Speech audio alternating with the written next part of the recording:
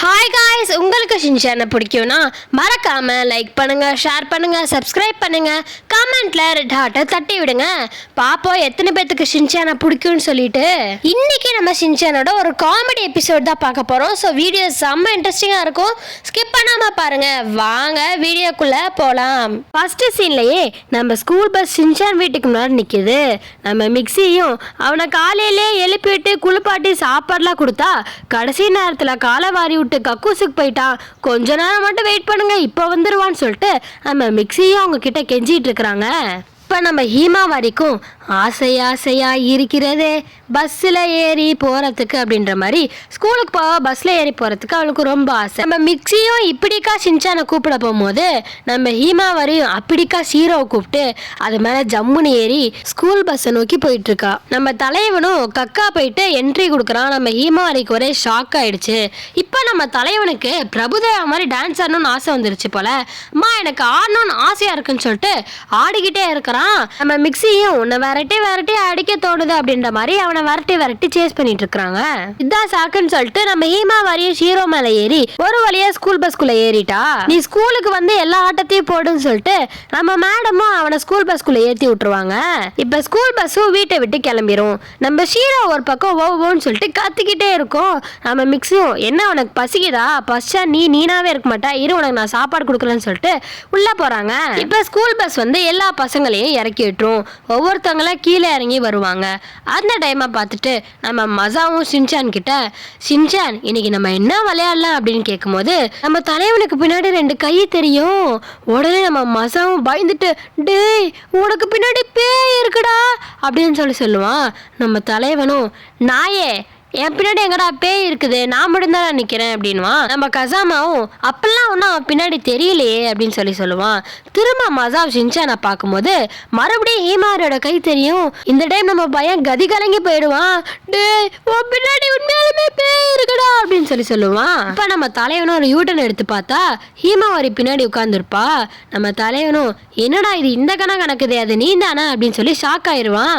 இப்போ நம்ம பிரின்சிபல் சாரும் மிக்சி கிட்ட ஃபோன் பண்ணி, எம்மா உன் பிள்ளைய வந்து கூட்டிட்டு போமா, இங்க இருக்கிற பிள்ளைங்களே சமாளிக்க முடியல, நீ வேற குட்டி பிள்ளைய வேற அனுப்பி விட்டுருக்குற, நாங்க எப்படி சமாளிப்போனோடனே மிக்சியும் அவ எப்படி வந்தானே தெரியல, நான் இப்ப வந்துடுறேன் சார்ன்னு சொல்லிட்டு வேகமா ஈமா மாதிரிய கூப்பிடறதுக்கு கிளம்புவாங்க. இப்ப நம்ம யோஷினாக்கா மேடமும் வைஸ் பிரின்சிபல் மேடம் வேற இல்ல, யாரு ஹிமாவரிய பாத்துக்குவா அப்படின்னு சொல்லிட்டு ஒரு பக்கம் புலம்பிட்டு இருக்கிறாங்க.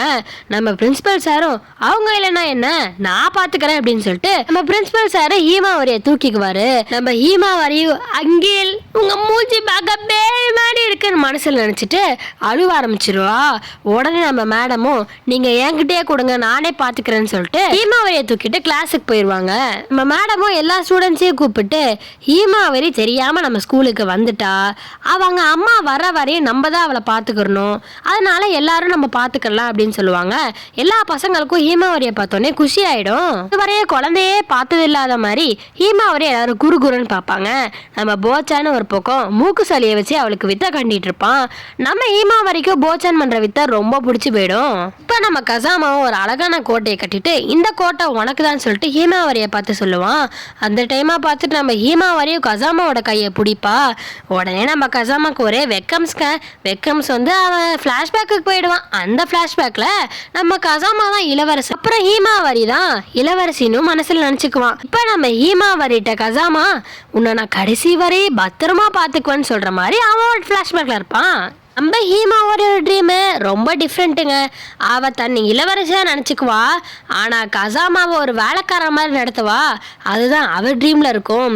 நம்ம ஹீமாவரி அவள் ட்ரீமை நினச்சி சிரிச்சிட்டு இருப்பா, நம்ம கசாமா அவனோட ட்ரீமை வச்சு சிரிச்சிட்டு இருப்பான். இப்போ நம்ம தலைவனும் கசாமா கிட்ட, என்னடா கசாமா வழக்கம் போல ஹீமாவரி கிட்ட வலிய ஆரம்பிச்சிட்டியா அப்படின்னோடனே நம்ம கசாமா நானும் அவனும் வலி இல்லடா அப்படின்னு சொல்லுவான்.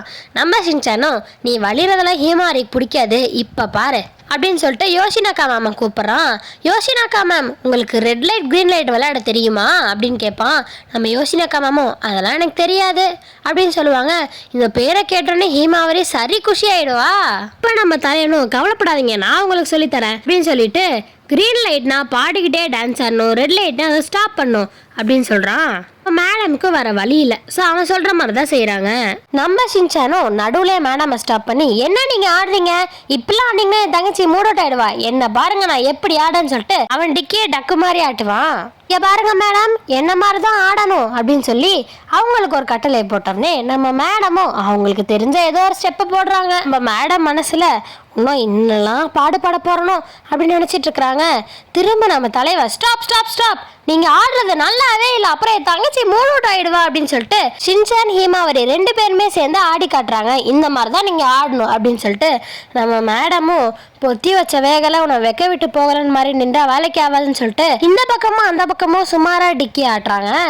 எப்படி இருந்தா மேடம் இப்படி ஆக்கிட்டானே இந்த ஷின்சான்னு சொல்லிட்டு நம்ம போச்சன்னு ஒரு பக்கம் கவலைப்படுவான். நம்ம ஹீமாவரிக்கு மேடம் ஆடுறதே பிடிக்காது, செம்ம போர் ஆயிடும். உடனே நம்ம ஹீமாவரி அந்த இடத்த விட்டு கிளம்பிடுவான். இப்போ நம்ம ஷின்சானும் அவங்க மேடம் கிட்ட, நீங்க ஆடுறதே அவளுக்கு பிடிக்கல மேடம், தங்கச்சி மூட் அவுட் ஆயிட்டா போங்க மேடம் அப்படின்னு சொல்லிட்டு அவன் பாட்டுக்கு போயிடுவான். நம்ம மேடமும் ஒரு பக்கமா உட்காந்து அழுதுட்டு இருப்பாங்க.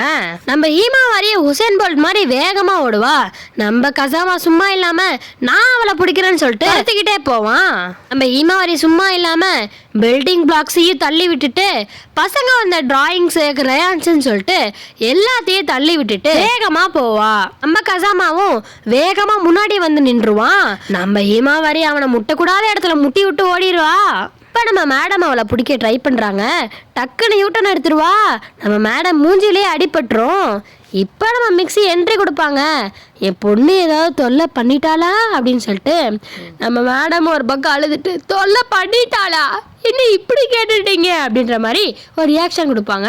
சாரி வர்ற கொஞ்சம் லேட் ஆயிடுச்சு, எனக்கே தெரியாம பஸ்ஸில் ஏறி ஸ்கூலுக்கு வந்துட்டா, இனிமே இப்பெல்லாம் நடக்காது மன்னிச்சுக்கோங்கன்னு சொல்லிட்டு நம்ம மிக்ஸியும் எல்லாருக்கிட்டையும் மன்னிப்பு கேட்டுட்டு இருப்பாங்க. அந்த டைமாக நம்ம யோசினாக்கா மேடம் யோசிப்பாங்க, இப்போவே இவன் நம்மளை இந்த பாடுபடுத்துறாளே, ஷின்சான் மாதிரி வளர்ந்து ஸ்கூலுக்கு வந்தால் நம்ம கதையே முடிச்சிருவா போல அப்படின்னு நினச்சிட்டு. உங்களுக்கு இந்த ஸ்டோரி பிடிச்சிருந்துச்சுன்னா மறக்காம லைக் பண்ணுங்க, ஷேர் பண்ணுங்க, சப்ஸ்கிரைப் பண்ணுங்க, கமெண்ட்ல தட்டி விடுங்க. பாய்.